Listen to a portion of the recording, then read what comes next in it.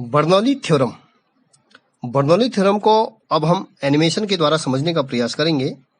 Bernoulli theorem कहती है कि जब कोई असंपीड्य एवं आस्यन द्रव किसी धारा रेखीय प्रवाह में प्रवाहित हो रहा है। यहाँ पे आप देख सकते हैं कि हमने जो है एक ट्यूब लिया हुआ है, ठीक है, और उसमें हम द्रव को धारा रेखीय प्रवाह में प्रवाहित कर रहे हैं, ठीक है। तो धारा रेखीय प्रवाह अर्थात स्ट्रीमलाइन फ्लो। स्ट्रीमलाइन फ्लो वह कहलाता है कि द्रव जिस बिंदु से होकर के जा रहा है उसमें द्रव के जो पीछे वाले कण हैं वो आगे वाले कणों का अनुसरण कर रहे हैं, अर्थात कि वहां पर प्रत्येक कणों का जो वेग होगा वो समान होगा, वो धारा रेखीय प्रवाह कहलाएगा, ठीक है। अब आप देखते हैं कि इसमें इस चित्र के माध्यम से इस एनिमेशन में आप देखेंगे कि हमने एक ट्यूब ली है जिसका एक सिरा जो है जहां से द्रव प्रवेश कर रहा है वहां पर क्षेत्रफल ज्यादा है और जहां से द्रव निकल रहा है वहां पर क्षेत्रफल क्या है, कम है। तो जहां पर क्षेत्रफल ज्यादा है वहां पर द्रव का वेग माना क्या है, v1 है, क्षेत्रफल वहां पे a1 है, वहां पर द्रव का घनत्व ρ1 है, ठीक है, और दाब क्या हो जाएगा वहां पे p1 है, ठीक है। और जहां से द्रव निकल रहा है वहां पर द्रव का वेग v1 v2, क्षेत्रफल a2, ठीक है, और वहां पे जो द्रव का घनत्व है वो ρ2 और दाब वहां पर हो जाएगा p2। तो प्रिंसिपल ऑफ कंटिन्यूटी कहती है कि यदि कोई असंपीड्य एवं आस्यन द्रव किसी असमान अनुप्रस्थ काट वाली नली में धारा रेखीय प्रवाह में प्रवाहित हो रहा है तो नली के प्रत्येक स्थान पर, ठीक है, अनुप्रस्थ काट के क्षेत्रफल तथा द्रव का वेग का जो गुणनफल होता है वो नियत होता है। अर्थात यदि हम जहां से द्रव प्रवेश कर रहा है वहां की बात करें, उस एरिया की बात करें तो वहां पर क्षेत्रफल a1 है, वहां पर वेग v1 है, ठीक है। तो वहां पर जो द्रव का जो क्षेत्रफल और वेग का जो गुणनफल हो जाएगा वो द्रव के पूरी असमान नली के किसी भी बिंदु पर जो वेग और क्षेत्रफल का जो गुणनफल होगा वो क्या होगा, नियत होगा। तो आप जहां से द्रव प्रवेश कर रहा है प्रति सेकंड गुजरने वाले द्रव का द्रव्यमान वहां पे हम लिख सकते हैं ρ1 a1 इंटू v1, ठीक है। इसी प्रकार हम जो दूसरा जो सिरा है जहां से द्रव निकल रहा है उसके प्रति सेकंड सिरे से गुजरने वाला जो द्रव का द्रव्यमान हो जाएगा वो ρ2 a2 और v2 हो जाएगा। तो हम देख सकते हैं प्रिंसिपल ऑफ कंटिन्यूटी कहती है कि जो असमान नली है उसके किसी भी बिंदु पर जो क्षेत्रफल और वेग का जो गुणनफल होता है वो क्या होता है, नियत होता है। तो ठीक है, तो आप देख सकते हैं इस आधार पे प्रिंसिपल ऑफ कंटिन्यूटी हमारी कहती है a क्रॉस v या a into v is equal to नियतांक। तो बच्चों इस एनिमेशन के द्वारा हमने ये समझा, आगे आप देखते हैं।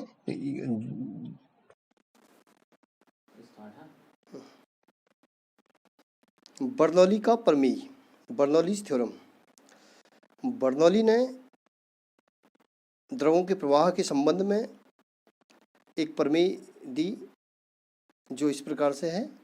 यदि कोई असंपीड्य एवं आस्यन द्रव किसी धारा रेखीय प्रवाह में एक स्थान से दूसरे स्थान तक बहता है तो इसके मार्ग के प्रत्येक बिंदु पर एकांक आयतन के लिए दाब ऊर्जा, गतिज ऊर्जा तथा स्थितिज ऊर्जा का योग नियत रहता है।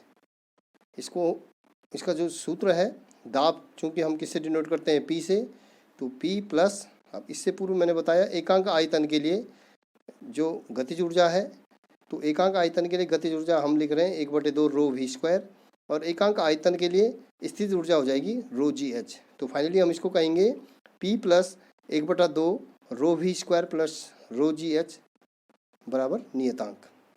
बर्नौली का प्रमेय एक प्रकार से बहने वाले द्रव अथवा गैस के लिए ऊर्जा संरक्षण का सिद्धांत है।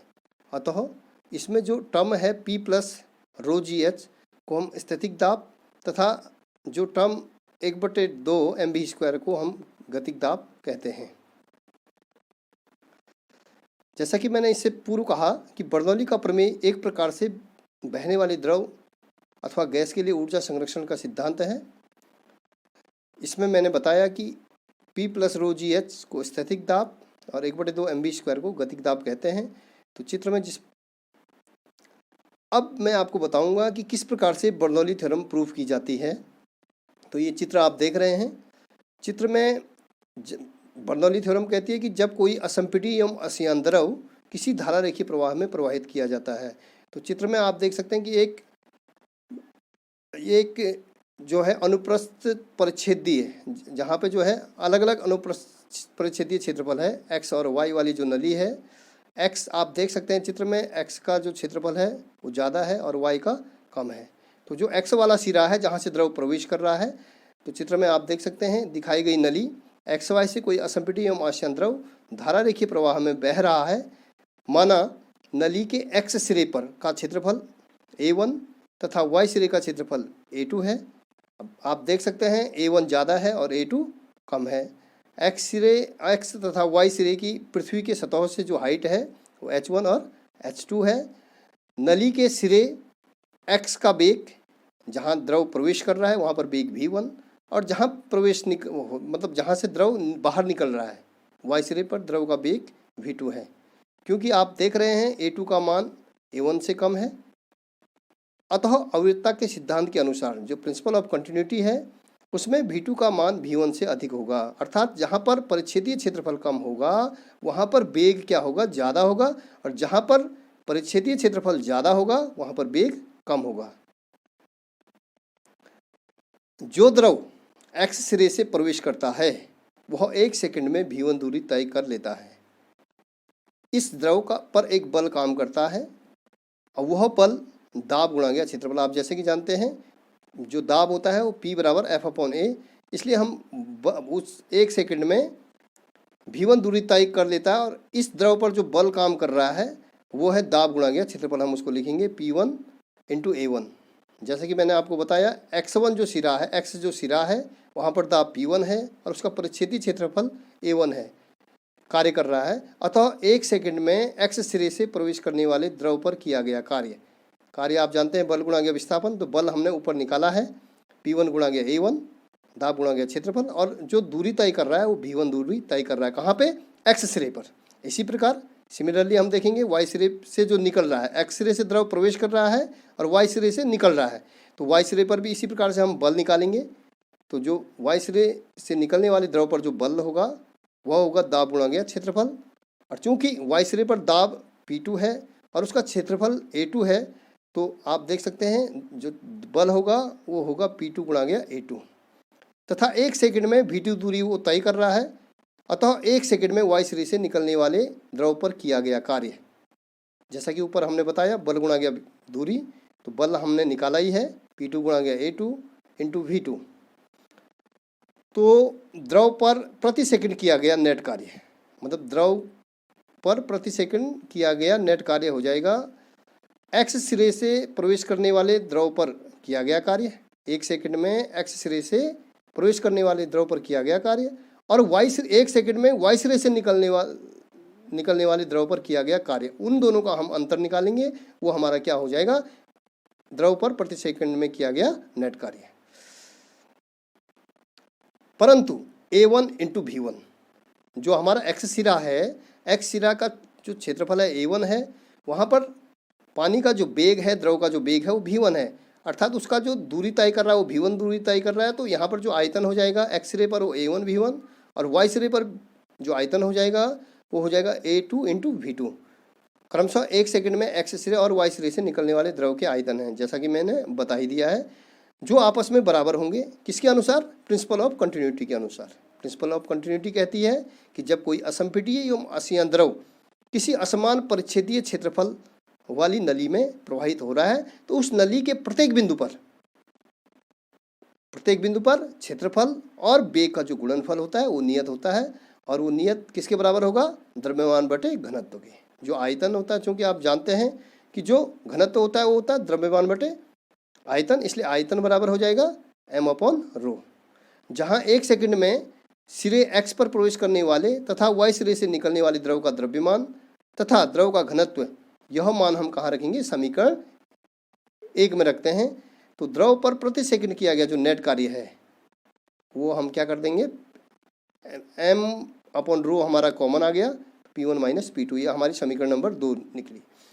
अब हम करेंगे जो धारा रेखीय प्रवाह में द्रव बह रहा है, स्ट्रीमलाइन फ्लो हो रहा है, उसमें जो x सिरा है, x सिरे पर 1 सेकंड में प्रवेश करने वाला जो द्रव है उसके लिए हम गतिज ऊर्जा निकालेंगे। उसी प्रकार से हम वायु सिरे से निकलने वाला जो द्रव है उसके लिए गतिज ऊर्जा निकालेंगे। ठीक है, तो गतिज ऊर्जा का सूत्र आप जानते ही हैं, 1/2 एक्स सिरे के लिए गतिज ऊर्जा हो जाएगी 1/2 mv1 का स्क्वायर, और वाई सिरे के लिए हो जाएगा 1/2 mv2 का स्क्वायर। तो प्रति सेकंड द्रव की जो गतिज ऊर्जा में वृद्धि हो जाएगी वो हो जाएगी वाई सिरे से निकलने वाली द्रव की गतिज ऊर्जा माइनस एक्स सिरे से प्रवेश करने वाली द्रव की गतिज ऊर्जा। तो आप देख सकते हैं यहाँ पे हमने दोनों में अंतर किया, तो 1/2 m हमारा जो है कॉमन आ गया, 1/2 गुणा गया m ब्रैकेट के अंदर v2 का स्क्वायर माइनस v1 का स्क्वायर। अब हम निकालेंगे स्थितिज ऊर्जा। एक्स सिरे पर द्रव की स्थितिज ऊर्जा आप जानते हैं, किसी वस्तु की स्थिति के कारण उसमें जो एनर्जी मतलब होती है वो कहलाती है स्थितिज ऊर्जा। तो एक्स सिरे पर द्रव की स्थितिज ऊर्जा H1, क्योंकि पृथ्वी के सतह से H1 दूरी पर नली रखी हुई है। ठीक है, उसी प्रकार से Y1 पर द्रव की स्थितिज ऊर्जा mgH2 होगी। तो द्रव की स्थितिज ऊर्जा में कमी, जैसे जैसे हाइट होगी वहाँ क्या होगा, स्थितिज ऊर्जा क्या हो जाएगी, कम हो जाएगी। ठीक है, तो जो द्रव की स्थितिज ऊर्जा में कमी है वो इन दोनों में हम क्या कर लेंगे, एक्स सिरे पर द्रव की स्थितिज ऊर्जा और वाई सिरे पर द्रव की स्थितिज ऊर्जा में हम अंतर निकालेंगे, और अंतर निकालते हुए आप देख रहे हैं mg दोनों में है, वो कॉमन आ जाएगा H1 माइनस H2। तो प्रति सेकंड द्रव की ऊर्जा में नेट वृद्धि, जो नेट वृद्धि होगी वो हो जाएगी गतिज ऊर्जा में 1 सेकंड में गतिज ऊर्जा में वृद्धि और माइनस स्थितिज ऊर्जा में कमी। तो आप देख सकते हैं 1/2 m v2 का स्क्वायर माइनस v1 का स्क्वायर ब्रैकेट के अंदर माइनस हमने स्थितिज ऊर्जा क्या कर दिया, इसमें कम कर दिया mg ब्रैकेट के अंदर H1 माइनस H2। ये हमारी समीकरण नंबर 3 हुई। अब हम जानते हैं कि ऊर्जा में एक नेट वृद्धि द्रव पर किए गए नेट कार्य के बराबर होती है। अर्थात द्रव पर किया गया नेट कार्य मतलब 1 सेकंड में द्रव पर किया गया नेट कार्य किसके बराबर हो जाएगा, 1 सेकंड में द्रव की ऊर्जा में जो वृद्धि होगी। ठीक है, तो समीकरण 2 और 3 दोनों क्या होगी, बराबर होगी। कार्य और ऊर्जा एक दूसरे के समरूप हैं, तो हमने ये बराबर कर लिया। तो P1 माइनस P2 ब्रैकेट के अंदर m/ρ, ठीक है, ये नेट कार्य है, और जो नेट ऊर्जा हो जाएगी द्रव की, जो नेट ऊर्जा में वृद्धि हो जाएगी वो हो जाएगी 1/2 m v2 का स्क्वायर माइनस v1 का स्क्वायर ब्रैकेट के अंदर minus mg h1 minus h2। तो इसको आप देख रहे हैं m हम कॉमन ले लेंगे तो m दोनों राइट हैंड साइड और लेफ्ट हैंड साइड कैंसिल हो जाएगा। तो ये P1 minus P2 is equal to हो जाएगा 1/2 रो। ठीक है, रो का गुणा दोनों फंक्शन में होगा, तो v2 का स्क्वायर माइनस v1 का स्क्वायर ब्रैकेट के अंदर, फिर इधर भी रो का गुणा हो गया रो g h1 माइनस h2। तो आप अब हमें निकाला क्या, हमने कहा कि जब किसी द्रव को किसी धारा रेखीय प्रवाह में प्रवाहित किया जा रहा है, अर्थात जो हमने चित्र में x और y नली थी, तो x सिरे पर हमने कहा दाब P1 है, वेग द्रव का v1 है और परिच्छेदी क्षेत्रफल a1 है। तो वहाँ पर जो दाब ऊर्जा, x सिरे पर दाब ऊर्जा, गतिज ऊर्जा और स्थितिज ऊर्जा का योग क्या होता है, किसके बराबर हो जाएगा, y सिरे पर जो दाब ऊर्जा, गतिज ऊर्जा तथा स्थितिज ऊर्जा के बराबर हो जाएगा। तो फाइनली हम कह सकते हैं कि जब कोई द्रव धारा रेखीय प्रवाह में प्रवाहित होता है तो उस द्रव के प्रत्येक बिंदु पर एकांक आयतन के लिए दाब ऊर्जा, गतिज ऊर्जा तथा स्थितिज ऊर्जा का योग नियत रहता है। अब हम इसमें जो है विशेष स्थितियां देखिए, बहते हुए द्रव के दाब शीर्ष, वेग शीर्ष और गुरुत्वीय शीर्ष। बर्नौली प्रमेय आपको मैंने आपको अभी बताया है कि बर्नौली प्रमेय का जो समीकरण है, दाब ऊर्जा, गतिज ऊर्जा तथा स्थितिज ऊर्जा का योग नियत रहता है। इसमें हम रो जी से क्या करेंगे, भाग देंगे, और रो मतलब घनत्व, द्रव का घनत्व गुणा गया गुरुत्वीय त्वरण, जो पृथ्वी का गुरुत्वीय त्वरण है उससे गुणा करने पर उन दोनों को गुणा करा और उसका भाग किस पे दे दिया, इस समीकरण पे दे दिया। तो आप देख सकते हैं दाब बटे रो जी हो गया प्लस वी स्क्वायर, रो से रो कैंसिल हो गया तो 2g प्लस रो जी कट गया, घनत्व और गुणा गया g कट गया, तो क्या बचा यहाँ पे h। तो ये हमारा जो है किसके बराबर हो जाएगा, नियतांक के। तो इसी समीकरण से हम कह सकते हैं P/ρg को शीर्ष दाब, v स्क्वायर बटे 2g को वेग शीर्ष, h को गुरुत्वीय शीर्ष कहते हैं। इन तीनों की बीमाएं समान होती हैं और वो दूरी के बीमा के समतुल्य होती हैं, अर्थात दूरी की बीमा क्या होती है, L होती है। ठीक है ना। इन तीनों के योग को संपूर्ण शीर्ष कहा जाता है। दाब शीर्ष, वेग शीर्ष और गुरुत्वीय शीर्ष का जो योग है उसको ही संपूर्ण शीर्ष कहते हैं। फाइनली हम कह सकते हैं बर्नौली प्रमेय को निम्नलिखित तरीके से भी हम व्यक्त कर सकते हैं। कैसे? कि धारा रेखीय प्रवाह के लिए किसी द्रव के किसी बिंदु पर दाब शीर्ष, वेग शीर्ष तथा गुरुत्वीय शीर्ष का योग नियत रहता है। तीसरी कंडीशन, तीसरी विशेष स्थिति है कि क्षैतिज नली में द्रव का प्रवाह, कि जब द्रव क्या है, मैंने कहा जब द्रव धारा रेखीय प्रवाह में प्रवाहित हो रहा है तो क्षैतिज नली अर्थात जहां पर हाइट क्या हो, एक्स वाले सिरे पर और वाई वाले सिरे पर क्या हो, बराबर हो, अर्थात H1 बराबर H2 के। तो उस वैल्यू को हम कहाँ रखते हैं, ये बर्नौली का जो थ्योरम मैंने निकाला, बर्नौली का जो सूत्र निकाला उसमें हमने डाला, तो आप देखेंगे कि जो स्थितिज ऊर्जा है दोनों साइड वो क्या होगी, कैंसिल होगी।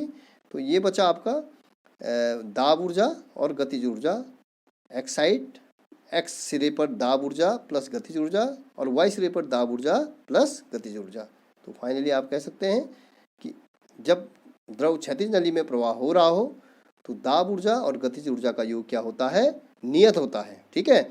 अथवा किसी द्रव के क्षैतिज व धारा रेखीय प्रवाह में प्रत्येक बिंदु पर दाब तथा द्रव के एकांक आयतन के लिए गतिज ऊर्जा का योग नियतांक है। धन्यवाद।